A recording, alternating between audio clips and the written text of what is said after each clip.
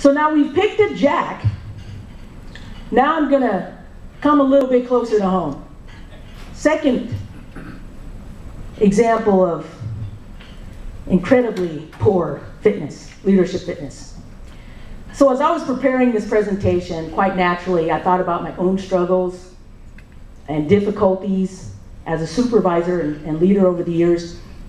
And if there is one area that I struggled the most and failed miserably, that would be in communication.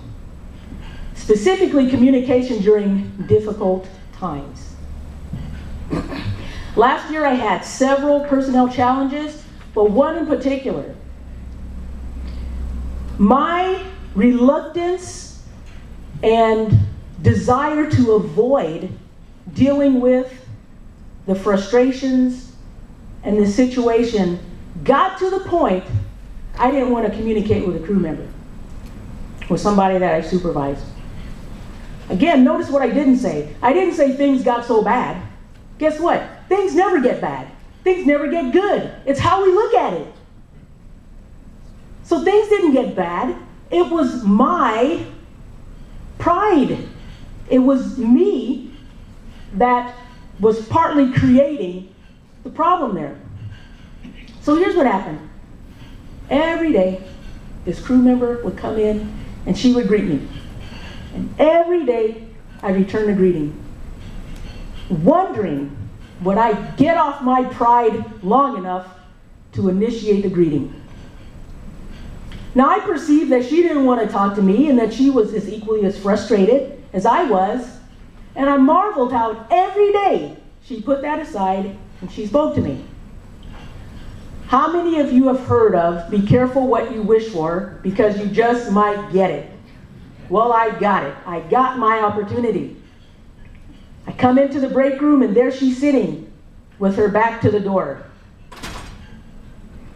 I looked at her, did what I had to do, and left. I didn't say one word. Not one word. Talk about poor fitness, poor lead. That's not leadership. Bad leadership is not leadership. Okay? Now, the overabundance of wrongness there, and it was, we could come up with a list, and we're going to do that.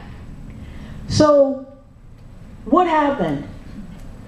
I allowed my pride and my own frustrations to stamp out, not cloud, to stamp out professionalism, leadership, common courtesy. I didn't speak. Come on, I'm the supervisor. Okay? I did that. I allowed my pride to get in the way. I got so focused on how uncomfortable it would be for me to speak first. And I added in with that, well, she probably doesn't want to talk to me anyway. And then, what if she didn't respond? I got sidetracked with that and lost sight of who I said I wanted to be as a leader and who I said I was. And in that moment of complete failure, let's make no bones about that, that moment, who I chose to be in that moment, haunted me for months. I'm not done with me yet, so let's look a little deeper. So now, I did something. Compounding all of this was my trip down memory lane.